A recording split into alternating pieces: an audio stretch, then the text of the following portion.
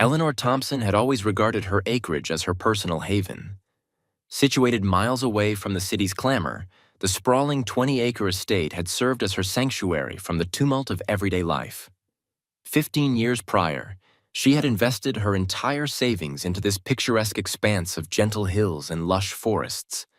For Eleanor, the land was far more than just a residence. It was a manifestation of her self-reliance and a tribute to the countless years she had dedicated to building a life on her own terms. Over the years, Eleanor had constructed a modest yet functional home, a separate workshop where she meticulously restored vintage furniture, and a thriving garden where she cultivated her own vegetables. Every element of her property bore the unmistakable imprint of her dedication and nurturing care. One crisp morning, as Eleanor prepared her first cup of tea, she observed something peculiar through her kitchen window. A series of bright orange banners fluttered in the breeze, meandering across her land in a zigzag pattern. With a concerned expression, she set her teacup aside and ventured outside. The early sunlight streamed through the trees, casting elongated shadows across the ground as she followed the trail of banners. She was certain these banners hadn't been there the previous day. Her property was remote, accessible only via a private gravel path secured by a locked gate. As she proceeded further onto her land, the banners guided her to a sight that filled her with unease. A trench had been carved through her meadow, slicing into the earth like a gaping fissure. Vibrant yellow pipes lay exposed, winding through the bare soil, their glossy surfaces gleaming under the sun. Heavy machinery stood abandoned nearby, their tires leaving deep grooves in the earth. Eleanor's pulse quickened. No one had sought her permission, nor had there been any prior notification. Her initial thought was that this must be an error. Perhaps the contractors had mistaken her property for another, she mused. But as she scrutinized the area, a sign affixed beside the trench drew her attention. The inscription read, "Community Safety Initiative. Authorized gas line installation," in bold letters, accompanied by the emblem of the local homeowners association. Eleanor stared at the sign, her confusion morphing into indignation. Her land was explicitly excluded from the association's jurisdiction. When Eleanor had purchased the property, she had ensured it remained outside the homeowners association's domain, a detail she had confirmed repeatedly. She had no obligation to pay association fees, adhere to their regulations, or answer to their board. Legally, her land was unequivocally hers, yet here was indisputable proof that they had trespassed, excavating her property without her consent. Resolute in seeking answers, Eleanor returned to her home, retrieved her phone, and dialed the HOA office. After enduring several minutes of silence, a disinterested receptionist finally answered, "HOA office, how may I assist you?" Eleanor's voice was strained with controlled frustration. "This is Eleanor Thompson. There's construction on my land that I didn't authorize. I need to know who's responsible." The receptionist clicked her tongue, evidently viewing the call as an inconvenience. "Let me check the file. What's your address?" Eleanor provided it, pacing her living room as she awaited a response. Moments later, the receptionist responded, "Ah, yes, that's part of the safety improvement project. Gas lines are being installed across several properties in the area to modernize infrastructure and ensure safety compliance." Eleanor's jaw tightened. "My property isn't part of the HOA. You have no right to be here, let alone dig trenches and lay pipes." "Who approved this?" "According to our records, the landowner's signature was obtained for this project," the receptionist replied nonchalantly. "That's impossible," Eleanor retorted sharply. "I never signed anything." There was a brief silence before the receptionist suggested, "If you have an issue, I recommend contacting the HOA president, Gregory Langford. I can transfer you to his office." Eleanor agreed, but after enduring several minutes on hold, the call abruptly ended. Incensed, she grabbed her car keys and made her way to the HOA office in town. The building was unassuming, a small gray structure nestled between a dry cleaner and a nail salon. Inside, the faint aroma of stale coffee lingered in the air. At the front desk, the receptionist barely acknowledged her as she demanded to see Langford. "Do you have an appointment?" she inquired, tapping her nails on the counter. "No, but I'm not leaving until I speak to him," Eleanor insisted firmly.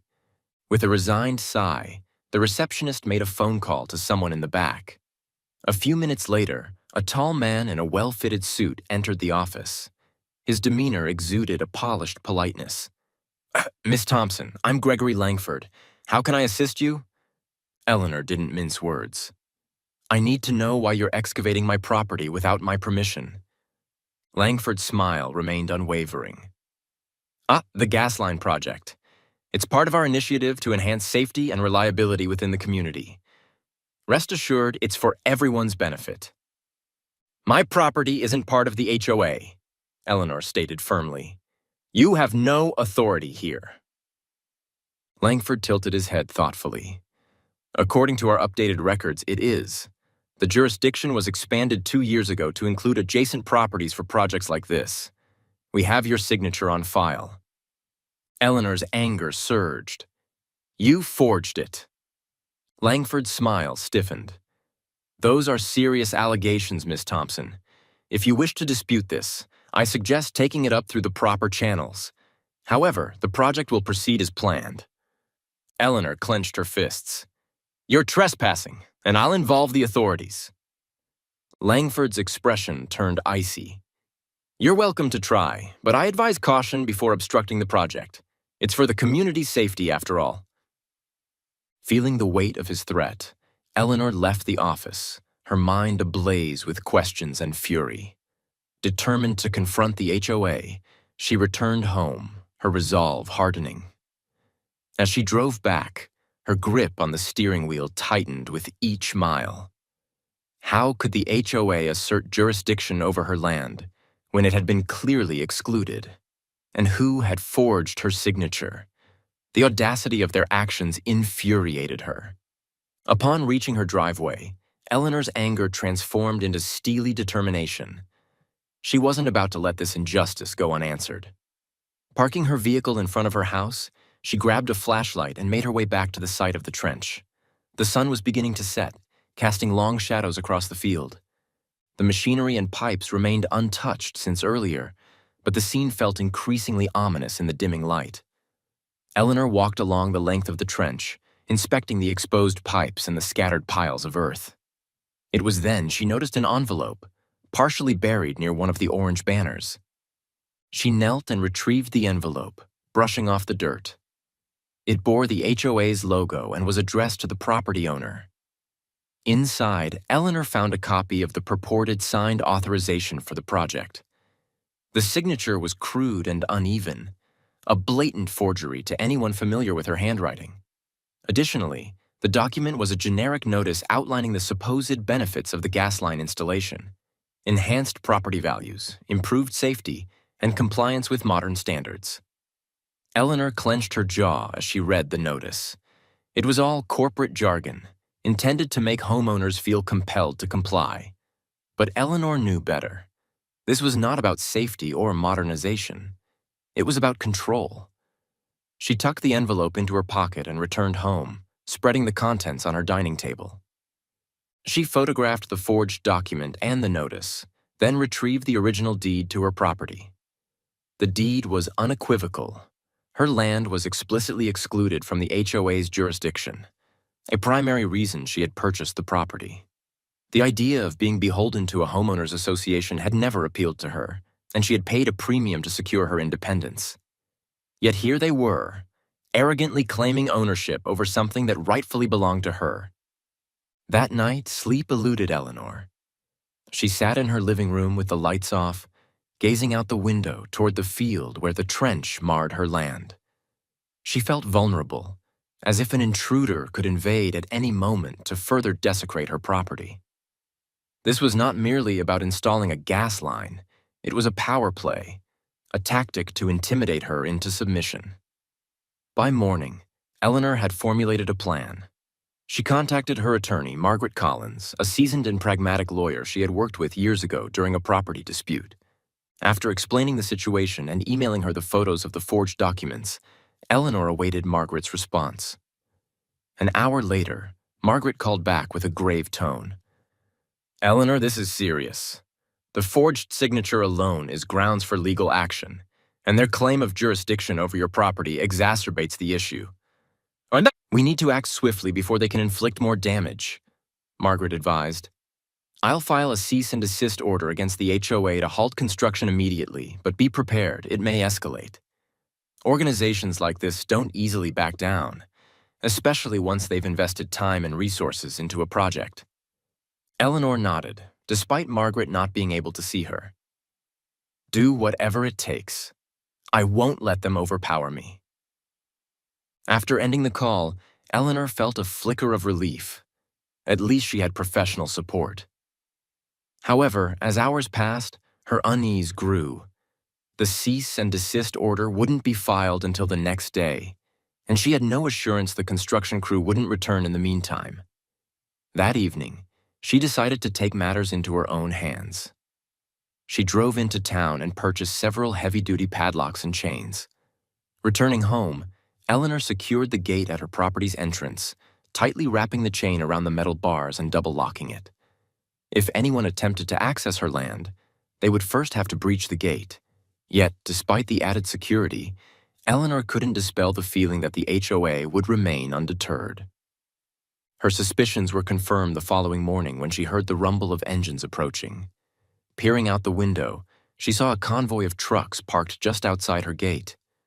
Several men in reflective vests and hard hats stood near the vehicles, conversing among themselves. One of them approached the gate and shook it, testing the chain. Eleanor grabbed her phone and stepped outside, stopping a few feet from the entrance. "This is private property," she called out firmly. "You're trespassing." The man who had tested the gate stepped forward, clipboard in hand. "We're here on behalf of the HOA to continue the gas line installation," he stated. "You need to remove this gate immediately, or we'll involve law enforcement." Eleanor narrowed her eyes. "You've already broken the law by trespassing and forging my signature. If anyone is calling law enforcement, it's me." The man remained unfazed. "We have all the necessary permits to be here. The project has been approved and your signature is on file." Eleanor's frustration boiled over. "That signature is forged," she countered. "I have documents to prove it." The man glanced at his colleagues before returning his attention to Eleanor. "I'm just doing my job. If you have an issue, address it with the HOA." Before Eleanor could respond, one of the trucks began to back toward the gate, seemingly preparing to ram it. She stepped closer, her voice steady yet authoritative. "If you damage my property, you'll be held accountable. I'm warning you." The driver hesitated, and the man with the clipboard raised a hand to signal him to stop. "We'll be back," he declared coldly. "This isn't over."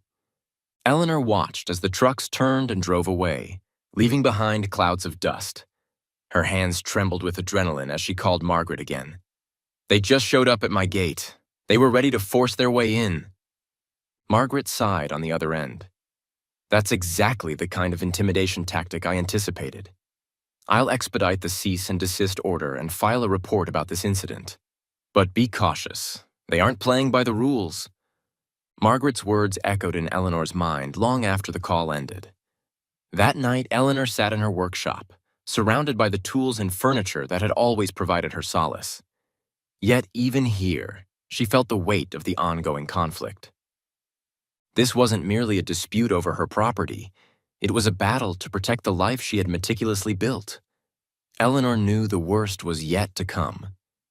The following morning, still tense from the previous day's events, she couldn't shake the image of the trucks lined up outside her gate or the cold assurance in the foreman's voice when he declared, "This isn't over." The atmosphere around her property felt heavy, as if an invisible line of conflict had been drawn for the first time in years. Her sanctuary now felt under siege, and Eleanor understood she had to act decisively before the situation spiraled further out of control. The first step was thorough documentation. Grabbing her camera, she spent the morning traversing the length of the trench, capturing images of the exposed pipes, the deep tracks left by the machinery, and the overall damage to her land. Each photograph was a small act of defiance, a way to reclaim control, even if only temporarily. She returned to her workshop and printed each image, compiling them alongside a folder of pertinent documents. Her deed explicitly stating her property's exclusion from HOA jurisdiction, the forged authorization letter she had discovered, and copies of the cease and desist order Margaret had emailed her late the previous night. With her evidence in hand, Eleanor contacted the county recorder's office. The clerk she spoke with was courteous, but reluctant to provide extensive information over the phone. When Eleanor mentioned the forgery and unauthorized construction, the clerk recommended an in-person visit to review any recent changes to her property's records. The mere suggestion sent a chill down Eleanor's spine. If the HOA had forged her signature, they might have tampered with the property records as well. By mid-morning, Eleanor was driving into town, her evidence folder resting on the passenger seat. The county recorder's office was a modest building with outdated furnishings and a faint scent of old paper. Eleanor explained her situation to a middle-aged clerk behind the counter, who listened attentively as she outlined her concerns. The clerk pulled up Eleanor's property file and frowned upon scanning the records. It appears there was an amendment filed about 2 years ago, the clerk observed, adjusting the monitor so Eleanor could view the screen. The display showed a scanned document with the HOA's letterhead. The amendment stated that her property had been incorporated into the HOA's jurisdiction as part of a community safety initiative. At the bottom of the document was a signature purportedly Eleanor's, clumsily forged, mirroring the one on the construction authorization. Eleanor's stomach churned. "That's not my signature," she asserted firmly. The clerk nodded sympathetically. "If that's the case, you'll need to file a formal dispute. We can flag this document for further review, but it may take some time to resolve." "Meanwhile, they're tearing up my land," Eleanor muttered, more to herself than to the clerk. The clerk hesitated before leaning in slightly. "If you don't mind me saying, you're not the first to raise concerns about this HOA. They've been involved in numerous projects lately, and not all have been above board." Eleanor left the office with a mixture of anger and unease. The forged document was another piece of evidence strengthening her case, but it also highlighted the extent to which the HOA was willing to go to assert control. They weren't merely pushing boundaries, they were obliterating them. Upon returning home, Eleanor discovered something that made her heart race. A large piece of machinery had been left parked just outside her gate. Its massive bucket was lowered, ominously close to the chain and padlock she had installed. No one was present, but the message was unmistakable. They were challenging her to escalate the conflict. Eleanor stood there for a moment, her fists clenched, before retreating indoors to call Margaret. Margaret listened patiently as Eleanor detailed the latest developments before letting out a heavy sigh. "They're trying to intimidate you," Margaret stated. "They're betting you'll back down under enough pressure. That's not going to happen." Eleanor responded resolutely. "Good, Margaret, file the cease and desist order and prepare a preliminary lawsuit against the HOA for trespassing, forgery, and property damage. It's aggressive, but they've left us no choice." Without hesitation, Eleanor agreed. After ending the call, she turned her attention to the machinery outside. She wasn't about to let it remain as a symbol of the HOA's dominance over her land. Armed with a wrench and her unwavering determination, Eleanor approached the backhoe and began disabling it. She didn't need to do much, just loosen a few key components to ensure it wouldn't start if they attempted to use it again. Once finished, she stepped back, allowing herself a small, grim smile. If they wanted a fight, they were going to get one. The next day, tensions escalated further. Eleanor was in her workshop when she heard the sound of an approaching vehicle. She stepped outside to see a black sedan pulling up to her gate. 2 men in suits exited the car, their expressions stern and professional. One carried a briefcase. Miss Thompson?" the taller of the two began. "We'd like to have a word." Eleanor crossed her arms defiantly. "If you're here on behalf of the HOA, you can leave. My lawyer will be in touch." The man with the briefcase remained unfazed. "We're here to discuss a potential resolution to this situation." The HOA is prepared to offer you a generous settlement in exchange for your cooperation. Eleanor's eyes narrowed. What kind of settlement? He opened the briefcase and produced a document. In exchange for granting permanent access to your property for the gas line installation, the HOA is willing to compensate you financially. Additionally, we can assist with integrating your land into the community's jurisdiction, which would increase its value. Eleanor felt her blood boil. You want me to sell my independence so you can bulldoze my land and call it progress? Forget it. The man's polite demeanor remained intact, though an edge laced his voice. I'd advise you to reconsider. Fighting this will only complicate matters for you. Remove yourselves from my property, Eleanor demanded firmly. The two men exchanged a glance before retreating to their sedan and driving away. Eleanor felt a cold sense of foreboding. They were no longer merely trying to intimidate her. They were attempting to buy her off. Their failure to do so would likely lead to even more aggressive actions. That evening, Eleanor heard the unmistakable crunch of tires on gravel outside her home. Peering through the window, she saw headlights moving slowly around the perimeter of her property. The vehicle didn't stop, but its presence sent a clear message. They were watching her. Determined to fortify her defenses, Eleanor spent the night reinforcing her property's security. She added extra locks to her gates, installed additional motion sensor lights, and crafted a makeshift alarm system using tripwires and empty cans. It wasn't much, but it provided a semblance of protection against further intrusions. As she finally settled down to rest, the gravity of the situation weighed heavily on her. She wasn't merely fighting for her land. She was battling to preserve her autonomy, her peace, and her right to live on her own terms. No matter the lengths the HOA was willing to go, Eleanor was prepared to endure whatever challenges lay ahead. The following morning, Eleanor awoke with a persistent tension in her chest. Her once tranquil property now resembled a battleground with constant reminders of the HOA's intrusion. The sight of the parked backhoe outside her gate, the forged documents, and the relentless noise from machinery had transformed her sanctuary into a conflict zone. This was no longer just about a gas line. It was about control, and the HOA showed no signs of relenting. After preparing a strong cup of tea, Eleanor reviewed the latest email from Margaret. The cease and desist order had been officially filed, but there was no assurance the HOA would comply. Margaret warned her that legal battles of this nature could extend for months, and even with clear evidence of forgery and trespassing, the HOA might attempt to manipulate the system to stall or further intimidate her. Eleanor realized she couldn't afford to remain passive. She needed additional leverage, something to place her in a position of strength rather than mere defense. With this in mind, she delved deeper into the HOA's activities. Over the years, she had avoided any entanglement with them, but it was now evident that this was not an isolated incident. She suspected they had employed similar tactics against others, emboldened by a lack of accountability. She began her investigation with the forged documents, meticulously analyzing every detail. The signature was undeniably fake, but what caught her attention was the name of the notary public who had supposedly witnessed the document: Karen Holbrook. A swift online search revealed that Holbrook was listed as a member of the HOA board, a blatant conflict of interest. However, Eleanor needed more than just circumstantial evidence.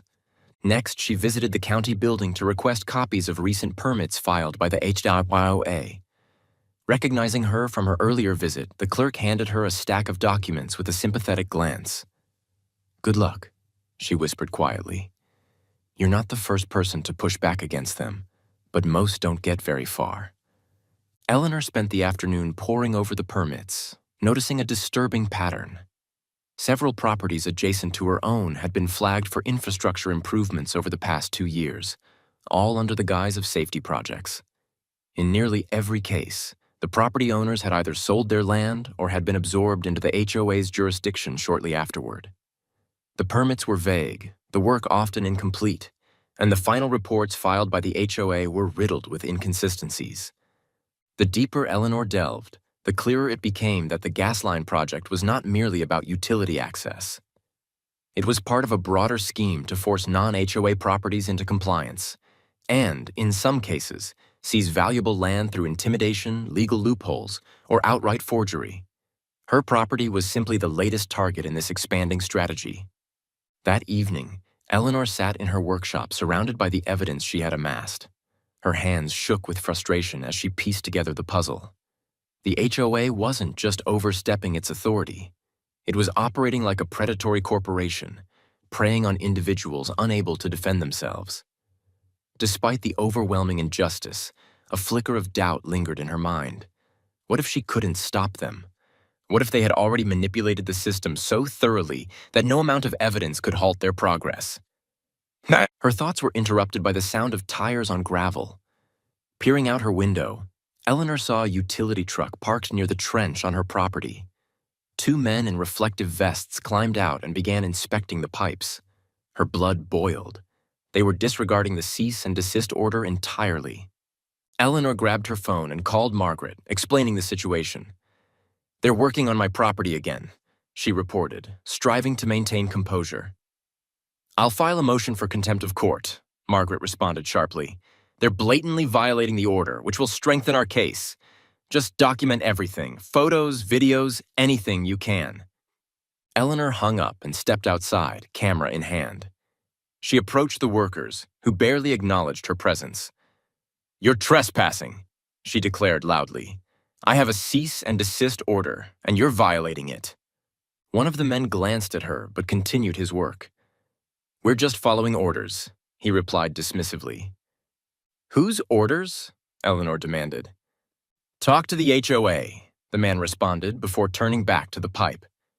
Eleanor took several photos and videos of the workers, ensuring to capture their equipment in the trench in the background. As she did so, a third figure emerged from the truck, a woman in her late 40s with sharp features and a clipboard in hand. Eleanor recognized her immediately from her research. Karen Holbrook, the notary whose name had appeared on the forged documents. "Miss Thompson," Karen said with a forced smile, approaching her. "I see you're documenting the progress. Transparency is important in projects like these." "Transparency?" Eleanor snapped. "You forged my signature and are trespassing on my land. I'd call that anything but transparent." Karen's smile remained unwavering. "I'm afraid you're mistaken. The HOA has all the necessary permissions to complete this project. If you'd like to discuss the matter further, I suggest setting up a meeting with Mr. Langford." "I'm not interested in your lies or your meetings," Eleanor retorted coldly. "You're violating a court order, and I have the evidence to prove it." Karen's expression hardened. "Be careful, Miss Thompson. Obstructing a public safety project is a serious offense. I'd hate to see this escalate unnecessarily." Without another word, she turned and walked back to the truck. The workers quickly packed up their equipment and drove away, leaving Eleanor seething with anger. Determined not to let the HOA intimidate her further, Eleanor forwarded the photos and videos to Margaret, who assured her they would bolster their motion for contempt. That night, Eleanor couldn't shake the feeling that the situation was deteriorating. The HOA wasn't backing down. Instead, they seemed to be intensifying their efforts, pushing forward with the project despite the legal obstacles and Karen Holbrook's veiled threats. This only reinforced Eleanor's suspicion that they were willing to go to any lengths to achieve their goals. The next morning, Eleanor awoke to find a new affront awaiting her. A bright orange notice was affixed to her front gate, declaring that her property was in violation of local zoning regulations. The notice alleged that her workshop and garden structures had been constructed without proper permits, ordering her to cease all unauthorized activities or face fines and potential demolition. Eleanor tore the notice from the gate, her hands trembling with rage. This was blatant retaliation. The HOA was attempting to overwhelm her, burying her under a mountain of legal issues until she had no choice but to capitulate. But instead of feeling defeated, she felt a renewed sense of purpose.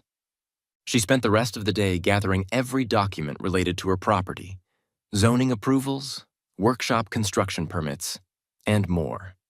She also reached out to a few neighbors who had previously dealt with the HOA. Most were reluctant to get involved.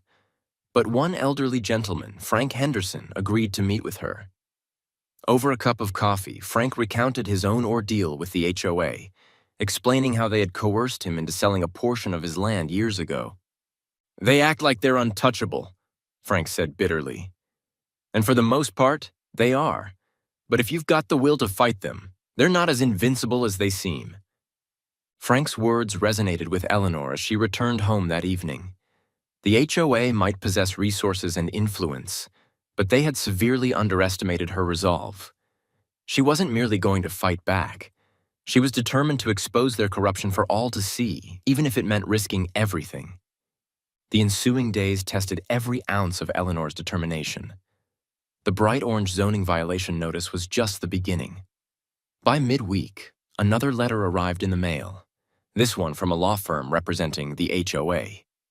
It accused Eleanor of deliberately obstructing a public safety project and demanded $75,000 in damages for delays caused by her cease and desist order. The tone of the letter was smug, almost taunting, as if daring her to retaliate. Eleanor read the letter twice, each word fueling the fire within her. The HOA was escalating their attacks, attempting to overwhelm her with legal threats and financial strain. She immediately contacted Margaret, forwarding the letter.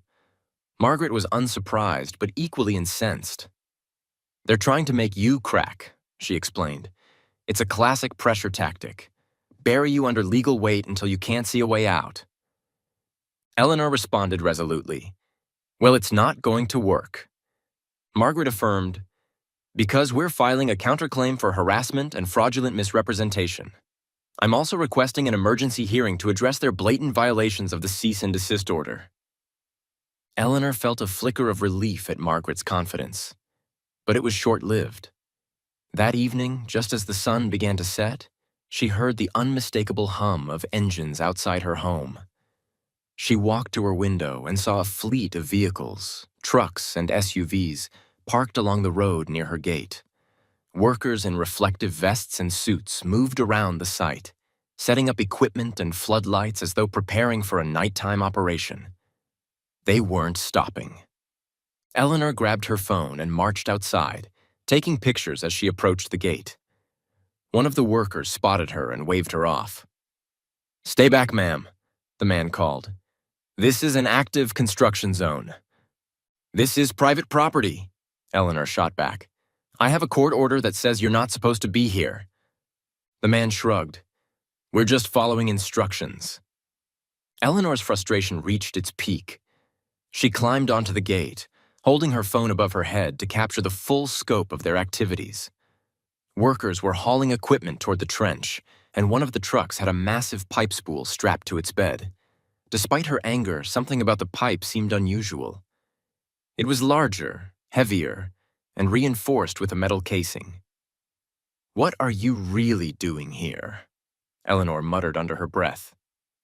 Before she could demand answers, a familiar figure stepped out of one of the SUVs, Gregory Langford, the HOA president.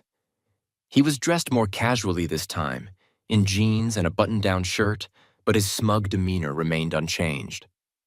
"Miss Thompson," Langford called out, spreading his arms as if greeting an old friend.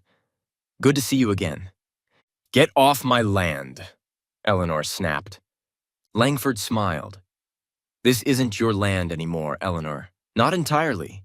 As of 2 years ago, your property was incorporated into the HOA's jurisdiction, and this project was approved by the board. You're free to contest it in court. But until then, we have every right to proceed." "Every right," Eleanor countered. "You forged my signature and trespassed on private property." "You violated the law in more ways than I can count," Eleanor retorted. Langford's smile didn't falter. "Those are bold accusations. I hope you have the evidence to back them up. In the meantime, I suggest you reconsider your approach. Fighting us won't end well for you." Eleanor stepped closer to the gate, her voice low and steady. "Is that a threat?" "It's advice," Langford replied calmly. "Think about it. This conflict, is it really worth it? You've got a wonderful property here. It would be a shame to see it fall into disrepair because of some stubborn grudge against progress. Without responding, Eleanor turned and walked back toward her house, ignoring the sounds of machinery roaring to life behind her. Once inside, she called Margaret again, recounting the confrontation in detail. "They're escalating because they know we're close to uncovering something," Margaret said. "That pipe you mentioned? Are you sure it wasn't standard gas line material?" "I know what I saw," Eleanor replied. "It was reinforced, industrial grade." Margaret paused thoughtfully. "That doesn't make sense. There's no reason for industrial-grade pipes on a residential project. Unless what?" Eleanor pressed. "Unless the gas line is just a cover for something else," Margaret finished. "We need to find out what they're really doing out there." Eleanor's stomach churned at the thought. If the HOA was hiding something more significant, it would explain their desperate attempts to silence her. But uncovering the truth wouldn't be easy. The next day, Eleanor decided to take a closer look at the trench while the workers were gone. Armed with a crowbar and a flashlight, she climbed down into the open pit and examined the exposed pipe. It was evident that it wasn't the standard PVC material used for residential gas lines. The surface was metallic with a faint sheen, suggesting it was coated to withstand extreme pressure or temperature. She pried open a small access panel on the pipe and discovered something even more troubling: wires running alongside the main conduit. This isn't just a gas line, Eleanor realized. It's outfitted for some kind of data transmission or monitoring system. She snapped pictures of everything, her heart racing.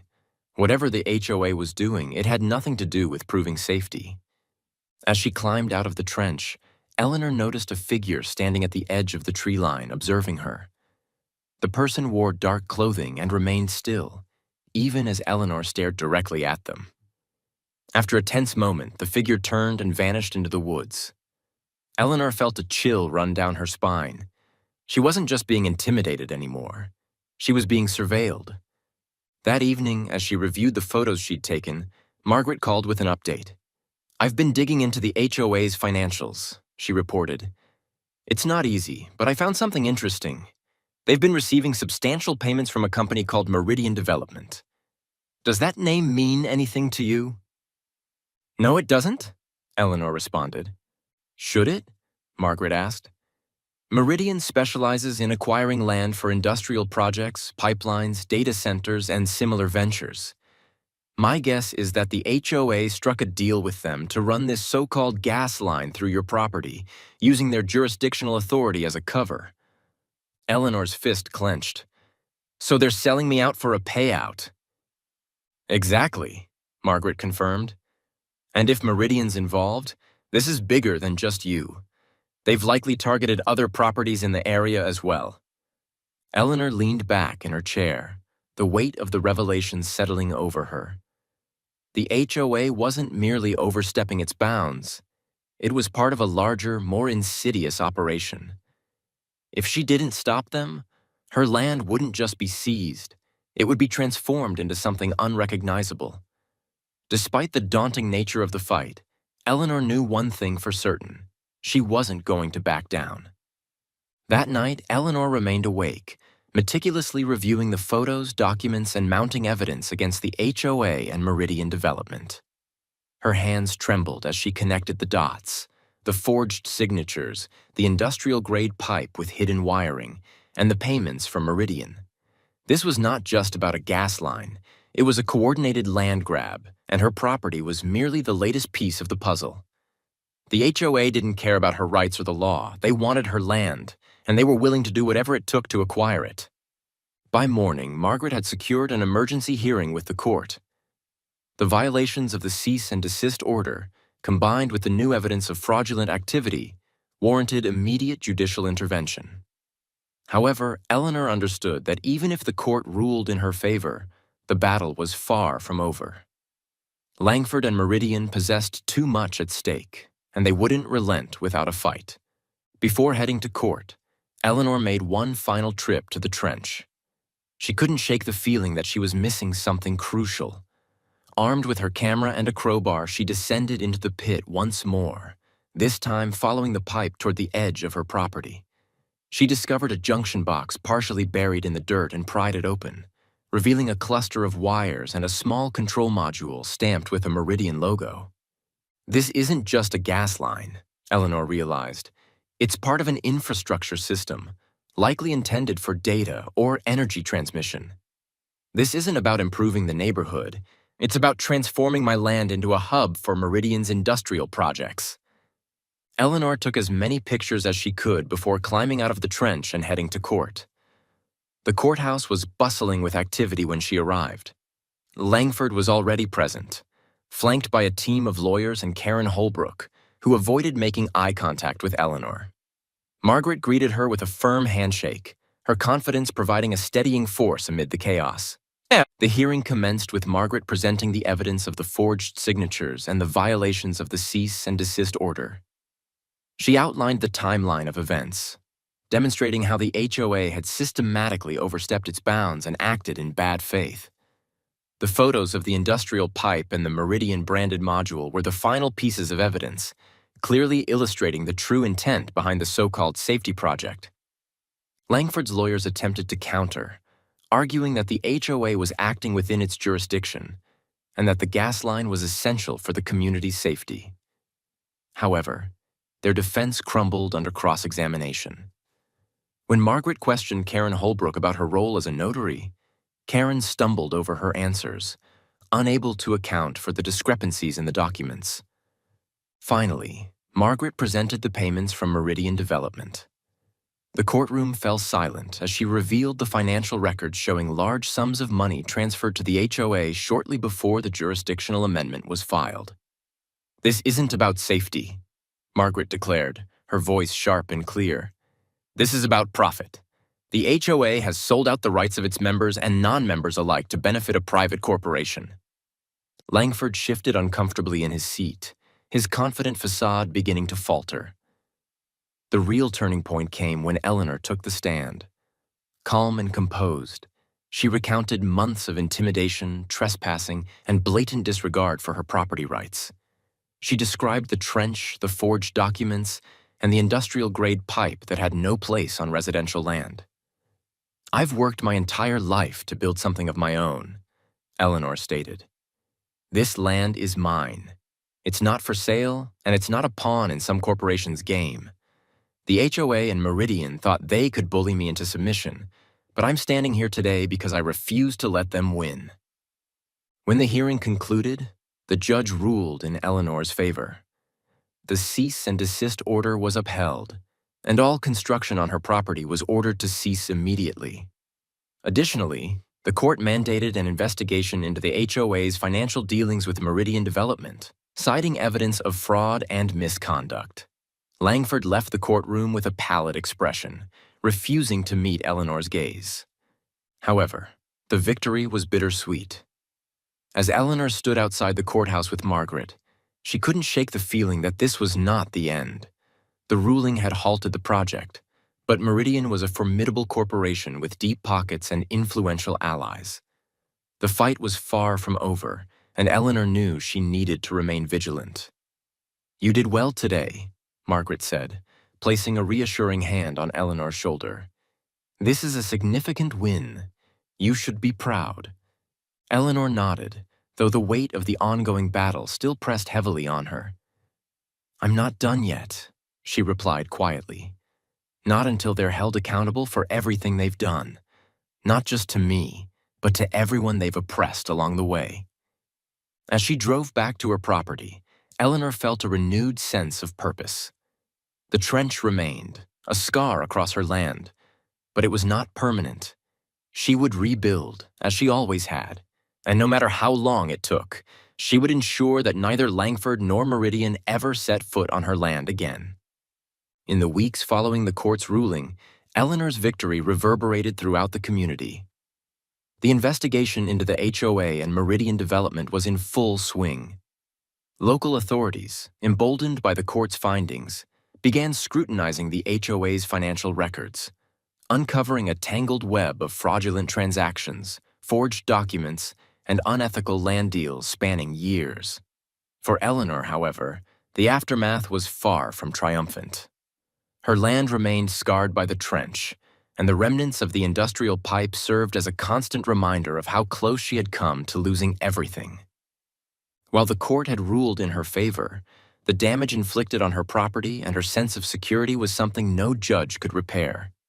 The first step toward rebuilding commenced when a team of contractors arrived to remove the pipe and fill the trench. The court had ordered the HOA and Meridian to cover all costs of restoring Eleanor's land. Although the work was a step in the right direction, it didn't erase the frustration she felt watching strangers dismantle what had once been her sanctuary. As the restoration progressed, Eleanor focused on reclaiming the pieces of her life disrupted by the conflict. Her furniture restoration business, which had taken a back seat during the months of legal battles, began to regain momentum. Orders from loyal customers started to flow in again, and the familiar rhythm of sanding, staining, and polishing provided her with a sense of normalcy she hadn't felt in months. Meanwhile, the investigation into the HOA reached its climax. Langford and Holbrook were both charged with fraud and conspiracy, their previously confident exteriors crumbling under the weight of the evidence Margaret had helped uncover. Meridian Development, for its part, distanced itself from the HOA, claiming ignorance of the association's illegal activities. However, internal emails leaked during the investigation painted a different picture, revealing that Meridian had not only been aware of the HOA's tactics but had actively encouraged them. Eleanor followed the developments with a mix of satisfaction and exhaustion. She had won her battle, but it was clear that the war against entities like Meridian wasn't one she could fight alone. Still, her determination to protect her land and her principles remained unshaken. One afternoon, as the contractors finished filling the last section of the trench, Eleanor stood by the edge of her property, watching sunlight filter through the trees. The scars on her land were healing, and for the first time in months, she felt a sense of peace returning. Margaret called her later that evening with an update. "Langford has taken a plea deal," she reported. "He's agreed to testify against Meridian in exchange for a reduced sentence."